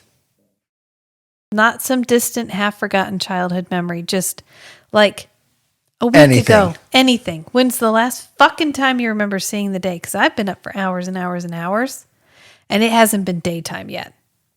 It literally goes from midnight to midnight with no day in between. Right. And Bumstead's like, oh yeah, he says, like, when he's with Uncle Carl, he sees the clock, and he says, is that clock right? Yep. Yeah, that clock's perfect time. Is that AM or PM? And then he kind of glances at the window. Well, what do you think? And I thought, that is the right question, but you're asking it in the wrong context. Yeah. You need to be asking, is there actually an AM and PM? How many times has it been midnight today? More than once. That's how many times. Yeah. And so Bumstead is kind of storming around, really fulfilling his noir detective role. And John makes his book float. And he's like, okay. Like, explain this. He's like, explain this then. If you can't explain anything, explain this. And Bumstead's like, oh shit, I can't. And so then we get another kind of switcheroo scene where we see somebody getting the keys. We see the strangers arriving. Oh, well, but first we get the cool scene where Emma arrives to see him at the prison or at the jail or whatever, wherever he is. And they talk to each other on the phone for like 5 minutes. And he's like, she says, I don't care about what you're trying to tell me about memories. You can't fake love. And he's like, no. You're right. You're right. You can't. I love you, and you can't make me love you. I was only going to love you if I was meant to love you. And so then he breaks the glass with his, like, tuning finger. he pokes the glass and it breaks just so he can make out with Jennifer Connelly, which anybody raise their hand if you would not break glass to, I'm not raising my hand, to make out with Jennifer Connelly. And then they leave. But we get the cool scene with somebody gets the keys and we see the silhouette of the strangers and they're arriving at the police station and they're kind of putting everybody to sleep and they kidnap the police chief. I think we'd know this. We talk about police every week for a night, but they kidnap the police chief and they're taking him to the prison. And when they get there, we see someone putting the key in the lock and turning it. It's a very we're not sure who is doing what here. Right. But it turns out it was Bumstead. Right. We're switching point of views. Yeah. And we have the strangers unlocking the room where he was supposed to be and it's empty. Right. Which there is the average scene length in this movie is less than 2 seconds. There is a cut about every 1.8 seconds. Yeah. And you can feel it in this scene. If there were 5-second scenes earlier, there has to be 1 second scenes to balance that average out. And it's right here. because it is like rapid fire. Bam, bam, bam, bam, bam, bam, bam, bam, bam. We are swapping between points of view over and over and over again to give us this feeling of almost a continuative narrative. But really, there's two things Right. There's two happening here. parallel actions happening, and there's a first person view and a third person view for each of those two parallel stories. Yep. And you're constantly switching between those 4 frames of reference kind of randomly, so that you can't keep track of, okay, what's actually happening Yeah. right now. And it's Bumstead breaking Murdoch out of prison, out of jail cell, out of wherever he is. Right. So then he's like, Shell Beach, that's where you wanted to go, right? Oh, well, they go to Dr. Schreiber to see Dr. Oh, Schreiber, okay. because Dr. Schreiber's back at his pool. Which you think if the strangers were mad at Dr. Schreiber for going to his pool all the time, they'd just take the pool away. Well, I don't know if they want to punish him because they don't want him to, what's the word I'm looking for? They got to keep him happy Reciprocate. enough. They don't want him to quiet quit, Yeah. act his wage. Which is literally just survival. Yeah, be like, well, these guys don't have the right memories. You put them together wrong. And he's like, oh, sorry, you didn't give me enough time. Yeah, they don't want this man to quiet quit, I guess. So they're trying to keep him just happy enough. Yeah. So they go there, and of course he's there. And he tries to give Murdoch a syringe because Murdoch confronts him. And he's like, look, I could do this the nice way. Like, we were chumming around, we were making progress, but I'm going to go ahead and pull a weapon on you because that feels like the natural way to go about this. So he pulls a gun on Murdoch, and he's like, I need you to inject yourself with this syringe. It has all the answers you're looking for. It has all the answers. It's going to solve all your problems. Everything you need, it's in this syringe. You just got to inject it in your own forehead. Okay, cool. Here you go. Yes, Murdoch's like, are you fucking kidding me? I don't even know what's in this. Well, I'm not putting this thing in my head. You're being ridiculous. Oh, and by the way, I brought my own friend with his own gun because Bumstead shows up with his gun. Checkmate. Checkmate, motherfucker. And so Murdoch is like, we're all going to go for a drive to Shell Beach.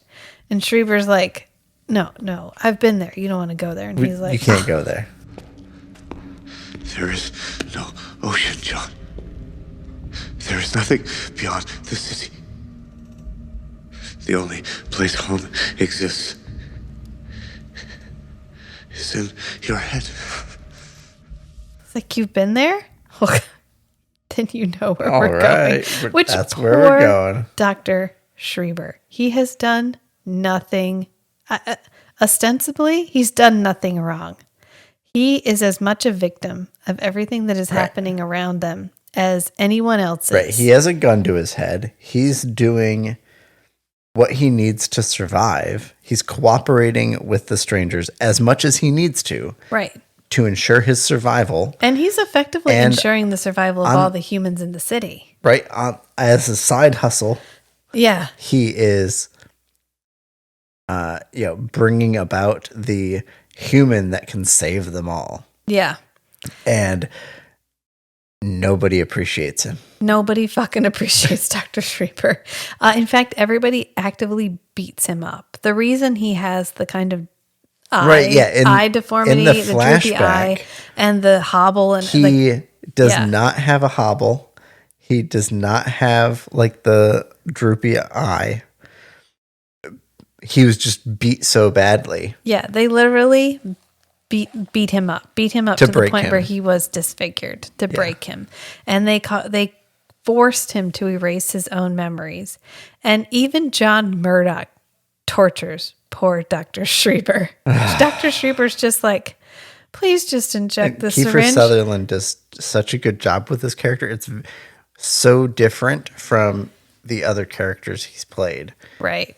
Just even the inflection and cadence that he talks with. Yeah, he has to have like it's very affected. Yeah. But it is affected very well. He has to have this like panty breath almost because of he's so wounded. He was He's so literally poorly maimed. And he was so poorly cared for because he's the only one who could have fixed himself. Yeah. And he can't take a deep breath, so he can't get out a whole sentence. So he's just like, He is like this tragic character, and literally everyone at every opportunity hurts him to get his cooperation. Yeah. They could have just asked, and he would probably have done it. But they're He was like, probably already doing what they needed him to do yeah. without even asking, because he's been orchestrating all this stuff in the background. Which, plot twist, the syringe actually does have all of the answers in it. It really does solve every single problem in the entire movie. He wasn't lying about it. But they make him take them to Shell Beach. So they end up getting in this boat because the bridge that was supposedly going to take them to Shell Beach is gone. And so they get in this boat, and he tells them, he gives them the whole exposition dump. We were brought here by the strangers. I was forced to erase my own memories. We were forced to remove the memories from everybody else in the town. We mix and match them. They are an alien species. They're dying out. They need us. They need to figure out like what makes us tick, what makes us individual, what makes us human. They think that's the only thing that can save them, and they think that like I can help them with it, and that we'll be able to solve it by keeping all of these humans in this tiny little town. And there you go. There you go, guys. That's it. That's the entire plot of the movie. Dr. Schreiber explains it in this 5-minute period while they're on this boat. Yep. And then they get to the end. They get to the door to Shell Beach, and it's our most distorted. It's like there's pieces of Forgotten City all kind of scattered around. Right, they're here. like accumulating at the edges. Right, like the city used to be bigger, and it has shrunk in from the edges over time. Yeah, because they use the bodies of our dead as hosts, and there's a lot of them, which means a lot of people have died. A lot of people have died. So they open the door, and it's just an empty room with a billboard. With the billboard. Yeah, the Shell Beach billboard. Yep. And they're like, okay, what the fuck? And Schreiber's like, first of all, I told you. I explicitly told you there was no such thing as Shell Beach. And then you made my eyeglasses glow and burned my face. And so I told you I'd take you here, and fuck, here we are. And it's not my fault that I was right. There is no such thing as Shell Beach. And John's like, I hear you, but I don't fucking believe you. I think it's on the other side of this wall. So Murdoch and Bumstead start banging on the wall with a metal pipe and something bent, like whatever, a tire iron or something. Whatever they need to do to get this wall gone so they can see what's on the other side. Yeah, and then he tunes to bust the wall open. And guess what's on the other side, guys? Shell Beach. My God, it's full of stars. That's what Matt said. It was so good. It worked so well in the moment. Oh, it was so beautiful. 2001: A Space Odyssey. Yeah, obviously. God, you need to explain that. They don't know. Yeah, that's another one you could watch, but not sober. And don't read the book first. It won't help. It won't help. And then the sequel is actually a sequel to the movie, not a sequel to the book. Yes, the second book in the series is a sequel to the movie. And the movie of 2001: A Space Odyssey was extremely loosely based on the book. Yeah. Like they go to a different planet. I think the ship is still named the same. That's the only thing that's the same. Right. The name of the ship is the Saturn some number. Yeah. But in the book, they're going to Jupiter. And in the movie, in the book, they're going to Saturn. Well, we do more with the obelisks in the book. Right. And then in the movie, they're like, no. We're not going to Saturn. We're going to Jupiter. But we're still going to name the ship Saturn. Yeah. Yeah. And then, the second book was based on the movie. And then the second movie was based on the second book. It's twisty-turny. Yeah. Anyway, my God, it's full of stars, which was very well done by Matt. Good job, honey. And then the strangers show up. Yeah, then the strangers show up. Oh, which, spoiler alert. Oh, we're going to figure it out in just a minute because there's a showdown here. We have like a fisticuffs, hand-to-hand combat moment. And Bumstead and Mr. Wall, maybe? I think Mr. Wall, yeah. They get thrown out the hole. And so as Bumstead is flipping away in space, away from the city, he passes through like a shield. We get our first outsider's view of what the city looks like, which it's flat Earth. It's a disc with a city on it, and underneath of it is all of their machinery. Yep. So we're on a spaceship, which is what makes this sci-fi, which is why calling it sci-fi kind of is a spoiler alert. Right. Because we don't know until this moment that we're on a spaceship. Right. This could just be like urban fantasy noir horror. Yeah. Until this moment. Until this moment where we realize, fuck, we are not even on Earth.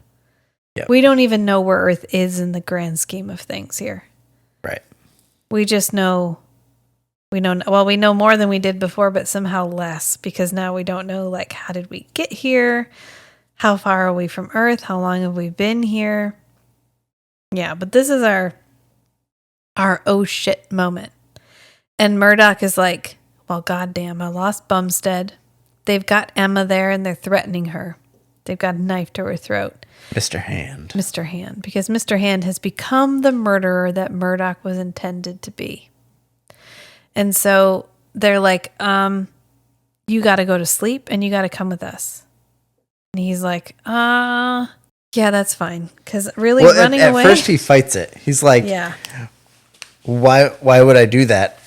She's not my wife. I don't even know her. And they're like, well, I'm actually going to kill her. And he's like, okay, fine. Don't hurt her. Fine. I don't want you to hurt her. And so he does fall asleep. And they take him to the clubhouse. The creepy clubhouse. On this roller coaster thing. This stand-up roller coaster. Whatever. It's cool. It's fine. It gives us this cool movement scene. We get an impression of how deep and how far away the clubhouse is from the city, which is kind of what this is meant to establish. And we strap him to this circular wheel thing, which we used this earlier for when we imprinted Mr. Hand. Yeah. Oh, we didn't discuss it, but it was there. And then this is so creepy because they're all gathered up around him and he's like strapped to this circle thing. The altar.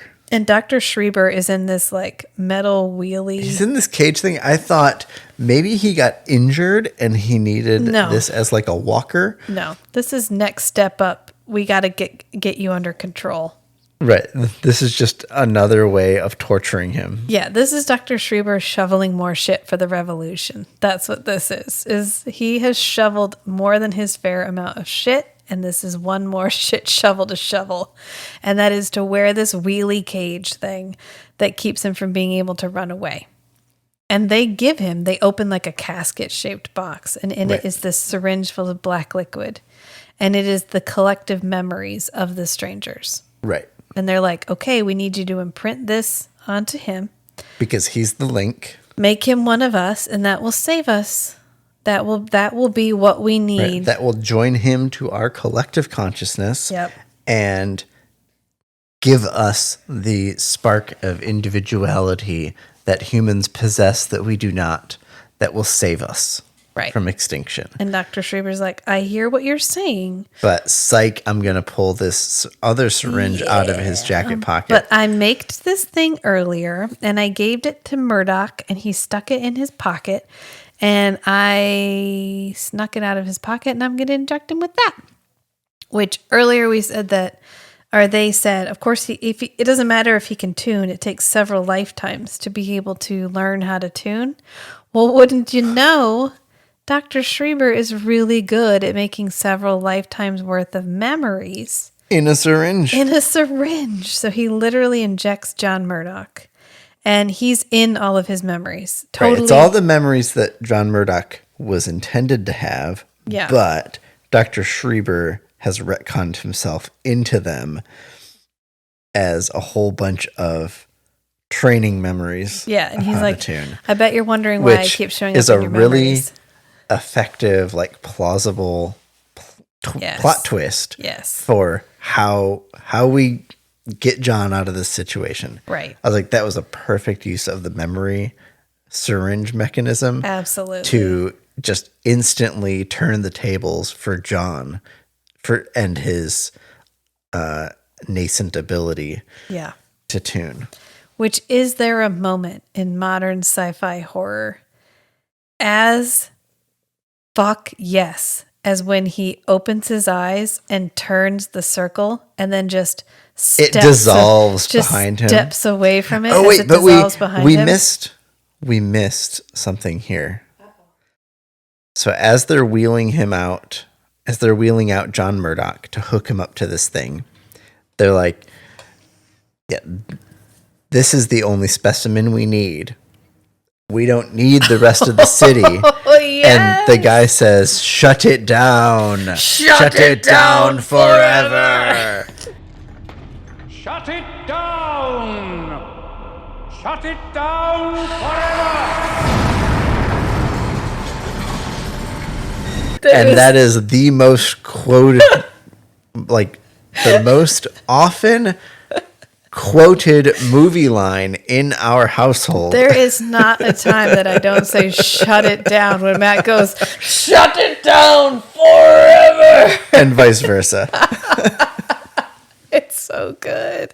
They're turning off the machines because they don't need them anymore. They don't need to change Right, they the shut city. down the city every night. Yeah. Or every 12 hours, whatever.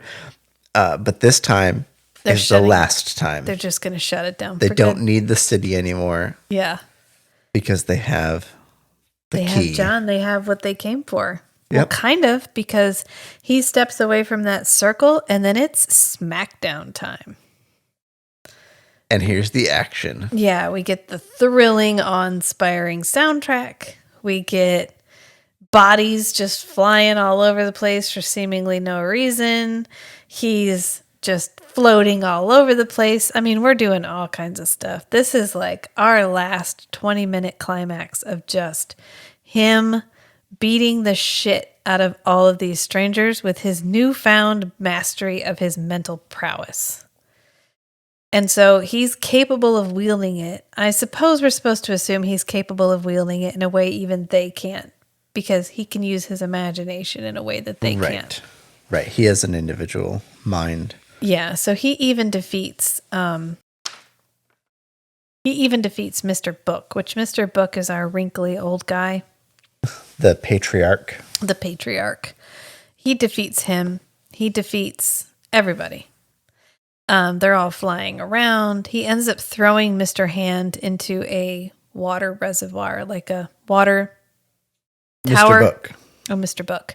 Yeah, he ends up throwing Mr. Book into a water He launches tower. him back, and then he's like, oh, hey, there's a building underneath him with a like water tower on top.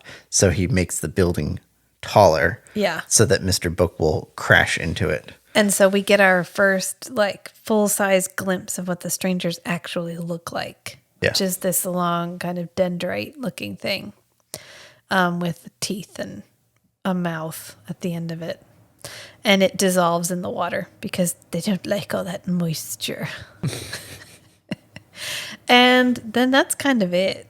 They are all dead, effectively dead, or dying, because he literally... The water pours down.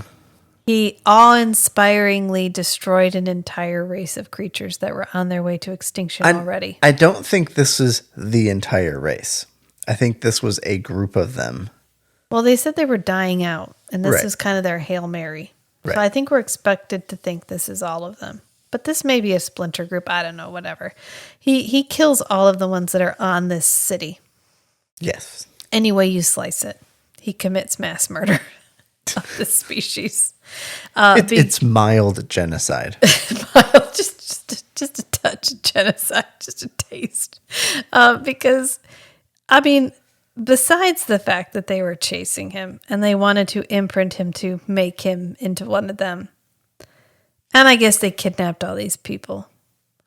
I mean, they weren't actively trying to harm anything in the way that we aren't actively trying to harm lab rats, right?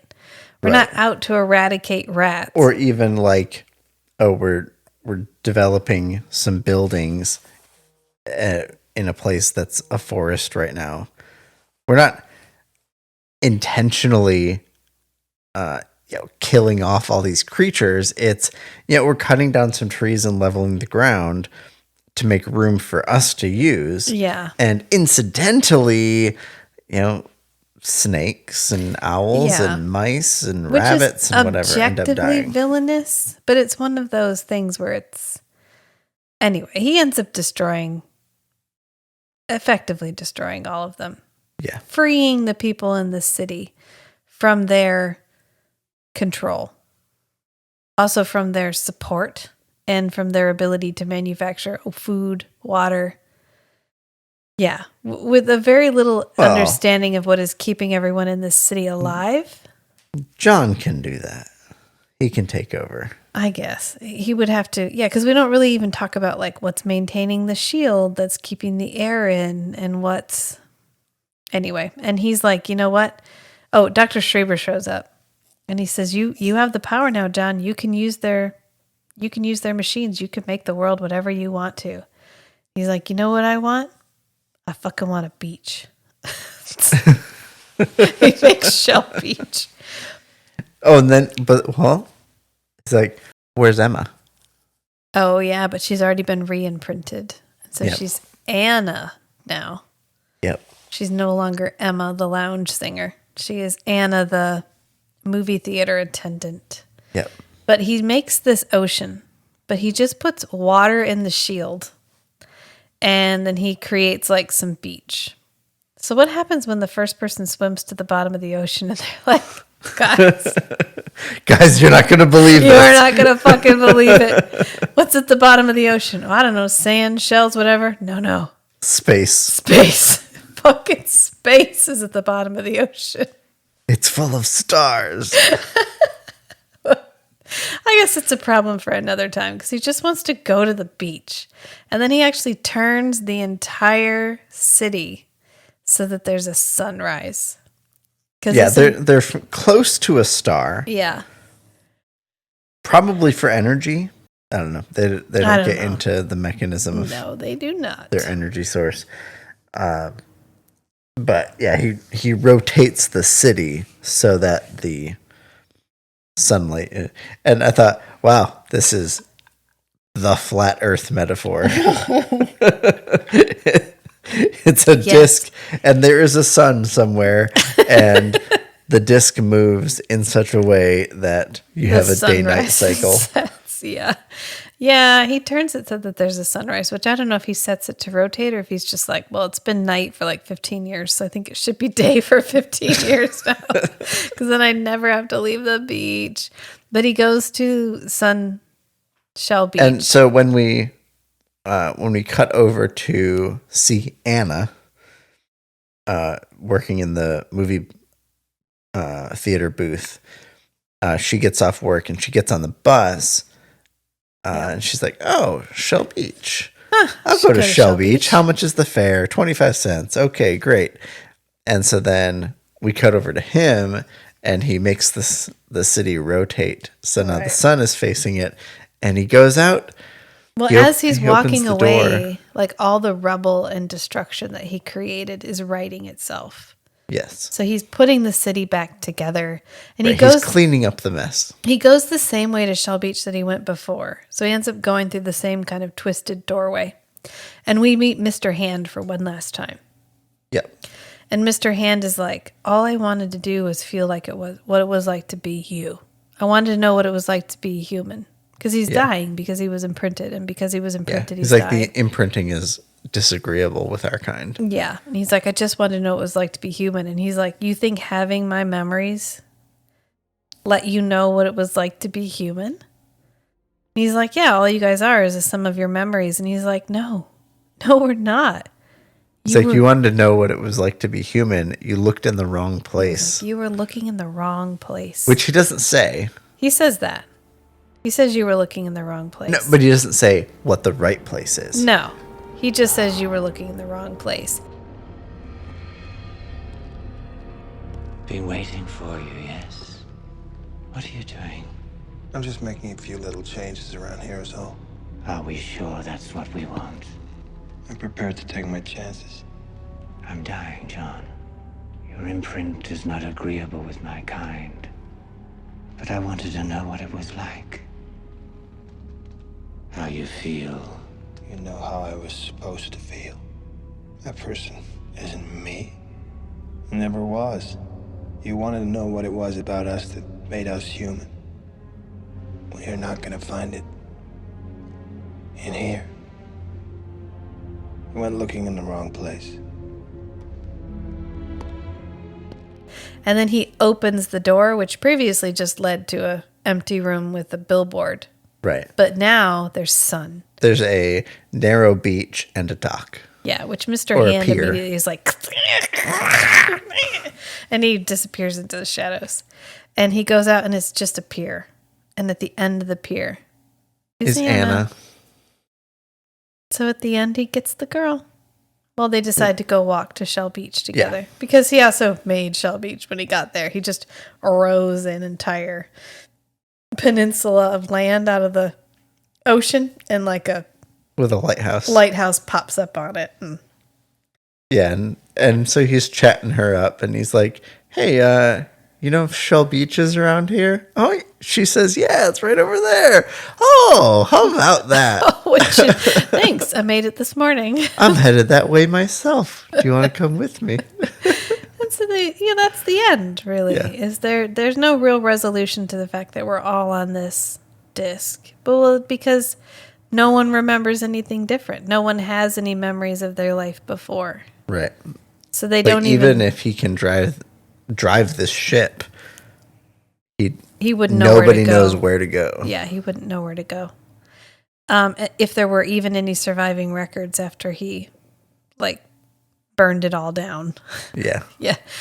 Forcibly destroyed everything that they ever had down there. Yeah, I mean, this is a good movie. This is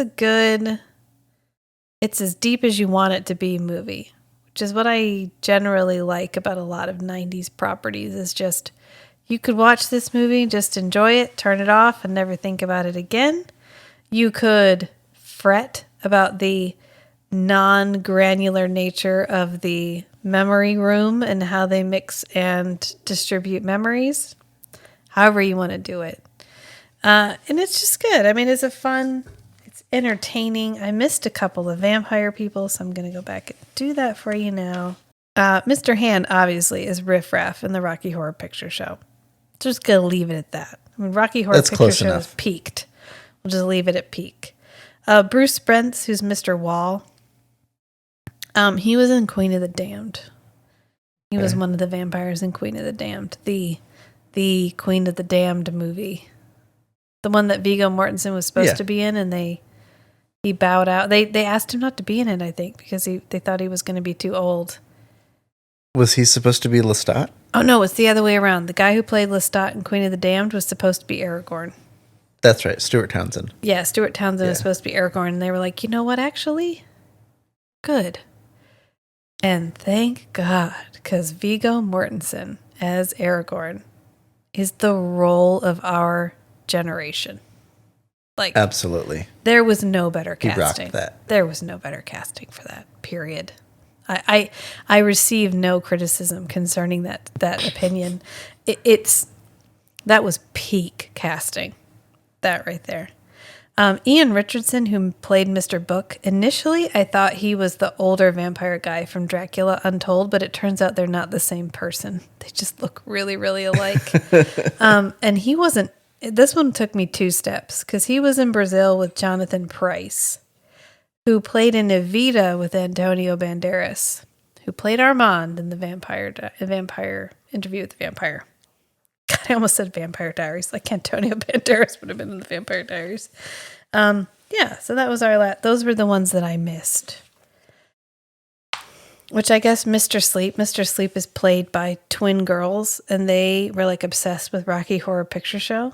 So when they realized they were working with Riff Raff, they got super excited.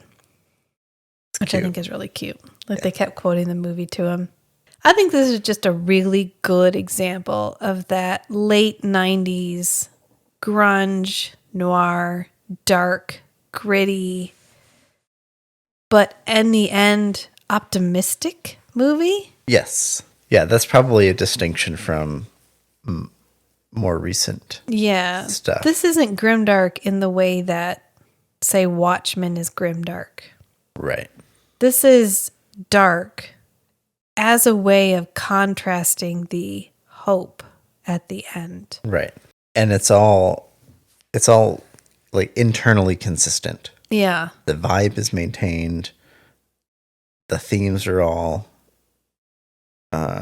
complementary. It's very much a moment. They very much transport us to this reality adjacent setting where we're in almost a familiar but unfamiliar urban setting. And then they throw this almost improbable situation at us. And so we're living in this dark reality adjacent. The right. experiential aspect. Right. The whole time. It's almost an intentional uncanny valley. It's like taking reality and just turning it 45 degrees. Right. Where this could be any city except the cars are old, but some of the technology is newer. It's deliberately anachronistic. It's taken reality and just turned it like 45 degrees. It's just a little bit off. Right. It's not a hard shift. Right. So we feel that small amount of connection, which grounds us in the setting. But then we get those elements of surrealism, which then create this feeling of instability for the viewer. And so you are in a stable yet unstable situation, which kind of gives you the freedom to accept anything that they're throwing at you. Yeah. So all of these kind of outrageous supernatural elements, like in The Crow or in Dark City, that they're throwing at you, you're like, okay, fine, I'll run with it. Let's see where this goes. Instead of being immediately like, what, this dude's telekinetic? Fuck this movie. Right, you get eased into the paranormal. Yeah, eased into, but also because they've taken away your sure footing, you're willing to grasp at anything they give That's you. what I mean. There's enough familiar for you to be like, okay, this makes sense. Yeah. But then there's attached unfamiliar aspects that are like, okay, like I'm getting stretched by the contrast of the familiar with the just very, very slightly unfamiliar. Yeah. And then your suspension of disbelief can get stretched just that much farther rather than getting like hard pulled from I'm in a dark noir city to telekinesis. Yeah. Instead, you're just getting gradually stretched, like scene by scene. Yeah. Rather than like a hard cut over. Would that lead you to classify this kind of movie as a horror movie? Because in the classical definition of horror, it leaves us feeling unsettled in reality, which is what horror is. It's not about terror or fear. It's about a feeling of being unsettled in what you had accepted as reality. Right. Yeah. Oh, yeah, definitely. Yeah, and I think if you extend the horror moniker to this movie, you have to give it to The Matrix as well. Because both of them were playing with the idea that the world that you perceive is not the reality that actually exists. Yeah. The moment when Neo wakes up in the like gel pod is like an existential horror moment because suddenly the world is not what he thought it was. Yeah, and I think you could draw a lot of parallels between this and The Matrix. Where we're I said at the beginning. Yeah, exactly. You were correct. We're in this moment of, oh shit, what is reality? All of us are actually simulating reality continuously anyway. That's what your brain and your eyes and everything are doing.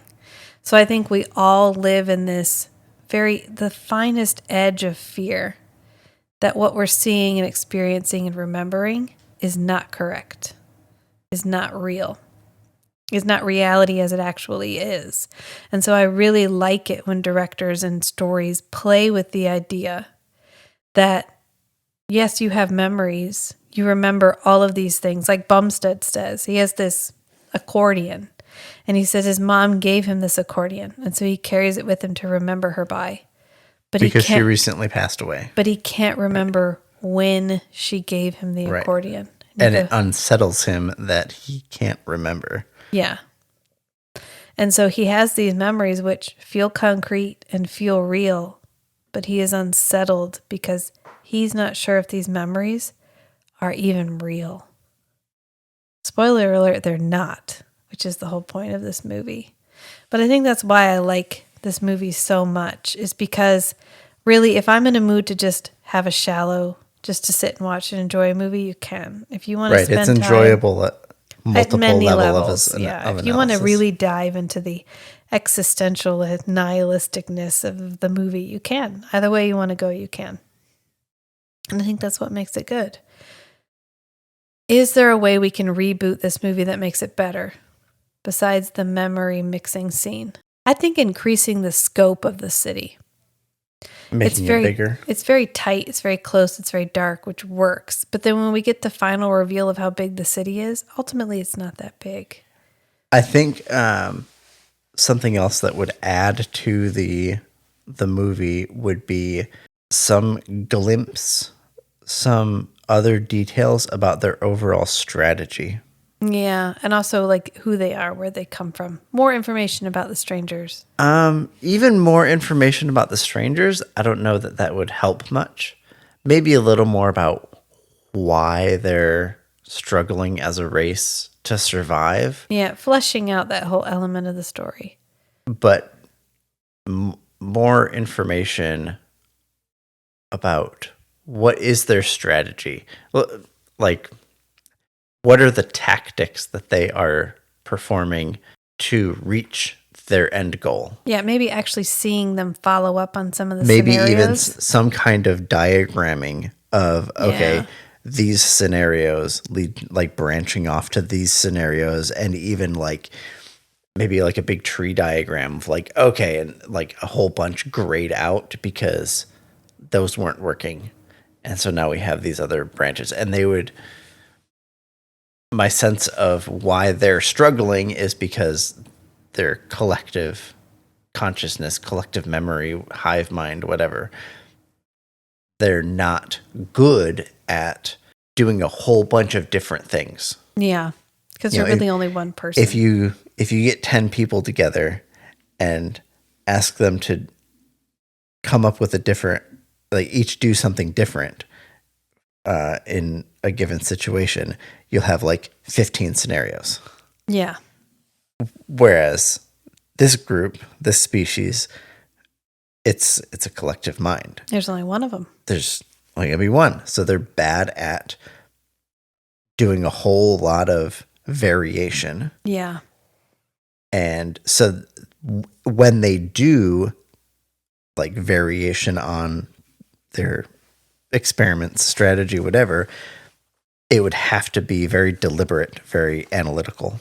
Yeah, so not sacrificing our glimpse of their overall process for the vibe. Right. I feel like we gave up seeing more about what they are doing and what they're capable of doing and what they're hoping to achieve so that we can continue to maintain this, like to have the creepy clubhouse. Yeah. You can't have the creepy clubhouse if you have like a big lab where you're all working on it. So I think we sacrificed for the vibe.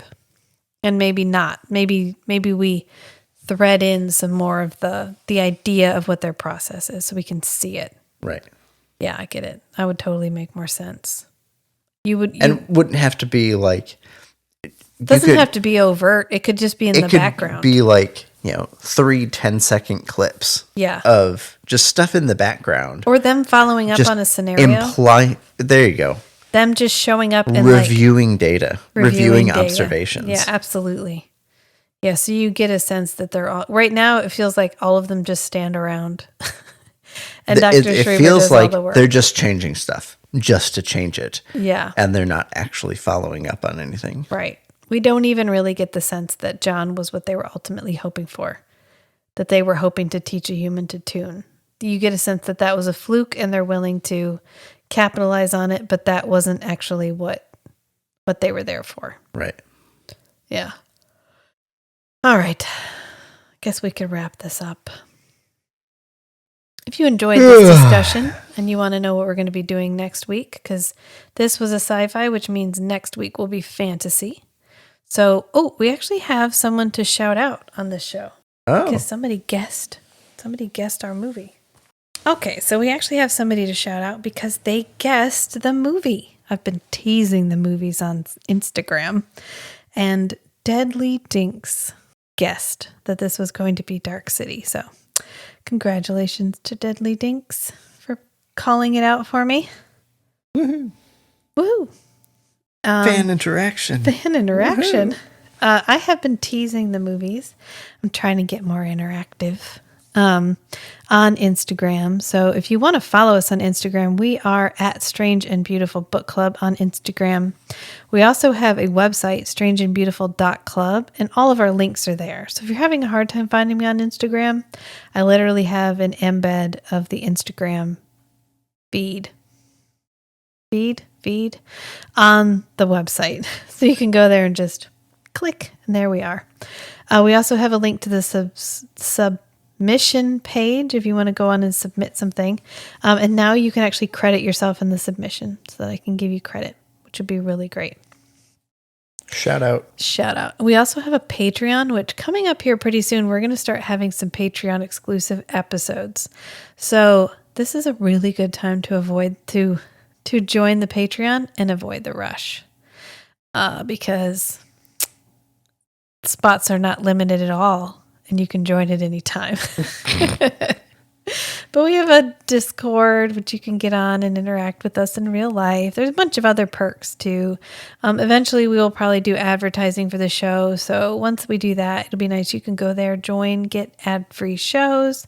Yeah, it's just it's a way of supporting us, supporting what we're doing. If you're enjoying the content we're producing, I highly encourage you to go over. I have a low tier. I have $1 a month tier. It just gets you like street cred. But hey, sometimes street cred's great. It gets you recognition dollars, which you can spend all over the place. Not at all. But they're there if you want to go and join. Matt is a member of the $1 a month tier. It was a quality test. Yeah. He's our only $1 a month tier member, in fact. The henchmen. Hench people. Hench humans. Humans. That's what they're called. I'm going to be getting better about updating the Patreon. I also joined a couple of other things that I'm going to be poking around and playing with, and so I'll announce more about that stuff later. And I'm not lying, the pod is going to split eventually. I'm just not ready. I want to feel like we're ready. I want to feel like I have a way of announcing to the audience where we've gone, because I don't want to build our 20-some people that listen to it just about every week and then suddenly disappear, and they're like, well, that was a great podcast. They must have stopped updating. So I'm going to do it. I'm going to do it. I'm not going to do it, but I'm not going to do it right now. Maybe once the pod lab is finished. Yeah. Maybe once the pod lab is finished, which it's coming right along. It's all wired. We've got outlets and lights. Got electricity and lights. And yeah. Moving right along. Got to finish the door. Yeah. We got stuff to do, but we're working on it. I took a picture of Matt working on it, but I always have to clear it with him before I post it on Instagram. So we'll see. He just gave me a look. I just said I was going to clear it with you. Pictures of me while I was working, honey. I'm always taking pictures of you when you're not paying attention. Oops, I'm sorry. Did I say that out loud? All right. Well. Remember, sometimes the strangest things are the most beautiful, too. So be who you are and love what you love. Until next time, friends. Bye. We're very lucky when you think about it. I'm sorry? To be able to revisit those places which have meant so very much to us.